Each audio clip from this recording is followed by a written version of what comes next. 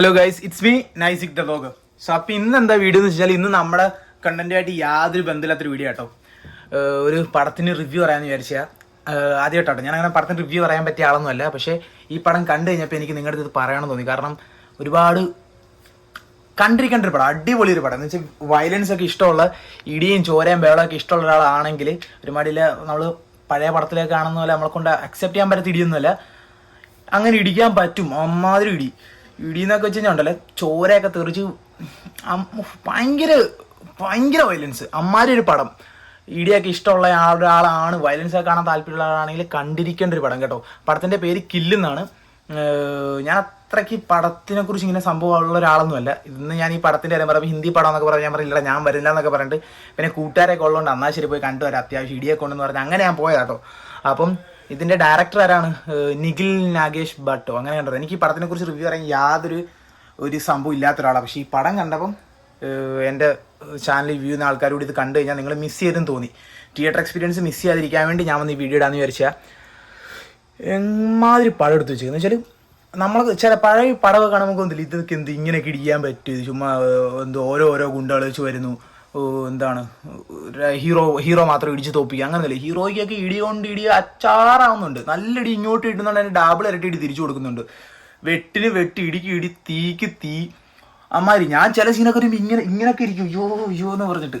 അതിനകത്ത് ഇപ്പം ഇന്ന ആളെ കൊല്ലുന്നൊന്നുമില്ല. വില്ലനെ കൊല്ലുന്നു, അല്ലെങ്കിൽ നായകനെ കൊല്ലുന്നു, നായകൻ്റെ കൂട്ടുകാരൻ ചാവുന്നു, അങ്ങനെയൊന്നുമല്ല. ഏത് പ്രായത്തുള്ളവരെയും വെട്ടും. ഏത് കൊച്ചാണെ കൊച്ച്, കിളവനാണെ കിളവൻ, പെണ്ണാണെ പെണ്ണാണാണെ ആണ്, അങ്ങനെ വരുന്നതിനെ എല്ലാത്തിനെയും വെട്ടി പണ്ടാരടങ്ങിയിരിക്കുന്നൊരു പടത്തിൻ്റെ ഇതെന്താ വെച്ചാൽ ട്രെയിൻ്റെ അത് ഫുള്ള് ഫൈറ്റ്. ഒരു ട്രെയിൻ റോബറിയാണ്. ഞാൻ ഗൂഗിൾ ചെയ്ത് നോക്കിയപ്പോൾ ഇങ്ങനൊരു സംഭവം പണ്ടങ്ങാണ്ട് നടന്നിട്ടുണ്ടെന്നൊക്കെ കേട്ടെ. സോ ഒരു 10-40 ആൾക്കാർ ട്രെയിൻ റോബറിക്ക് വേണ്ടി വന്നിട്ട് 2 NSG കമാൻഡോസ് അതിൻ്റെ അകത്ത് വരുന്നു. അവർ അങ്ങനെ കഥയൊക്കെ പോകുന്നു. അങ്ങനെ അവരെല്ലാവരും രക്ഷപ്പെടുത്താൻ വേണ്ടി ഫൈറ്റ് ചെയ്യുന്നു. എല്ലാവരും അങ്ങോട്ടും ഇങ്ങോട്ടും ചോരയൊക്കെ ഇങ്ങനെ ചില സീനൊക്കെ ആണെങ്കിൽ നമ്മളിങ്ങനെ വിറയ്ക്കും. കത്തിയൊക്കെ കുത്തിക്കയറ്റുന്നു. അമ്മാതിരി സീൻ. തീയൊക്കെ എന്ന് വെച്ചിട്ടുണ്ടല്ലോ ഇല്ലാതാക്കും അങ്ങ്. അതിനകത്ത് ഈ ഗുണ്ടകൾ തമ്മിലുള്ള ഒരു ഇമോഷണൽ ബോണ്ടിങ്ങും അത് ഇതെല്ലാം വന്നിട്ട് അച്ഛനെ കൊല്ലുന്നു, അമ്മയെ കൊല്ലുന്നു. എൻ്റെ മോനെ നിങ്ങൾ വന്ന് കാണും കേട്ടോ പടം കില്ലെന്ന് പറഞ്ഞിട്ടെ. ഞാൻ ഭയങ്കര ഓവർ ഹൈപ്പൊന്നും തരുമൊന്നുമല്ല. വയലൻസ് ഒന്നും ഇഷ്ടമില്ലാത്ത ഒരാളാണെങ്കിൽ സോറി, ആ വഴിക്ക് പോരുത് നിങ്ങൾ. പറ്റത്തില്ല കണ്ടിരിക്കാൻ വേണ്ടി. നിഷ്കളങ്കമായ മനസ്സൊക്കെയാണെങ്കിൽ ആ വഴിക്ക് പോരുത് കേട്ടോ. അമ്മാതിരി പടം. എല്ലാവർക്കും ഇഷ്ടപ്പെടുമെന്ന് എനിക്കറിയത്തില്ല, പക്ഷെ എനിക്ക് ഇഷ്ടപ്പെട്ടു കേട്ടോ. ഈ അടുത്ത് കണ്ടതിൻ്റെ അകത്ത് ഞാൻ പോയി ഇപ്പോൾ കൽക്കിയൊക്കെ ഒന്ന് കണ്ടായിരുന്നേ. കൽക്കിയൊക്കെ എനിക്കൊരു ഓക്കെ പടമായിട്ടാണ് തോന്നിയത്.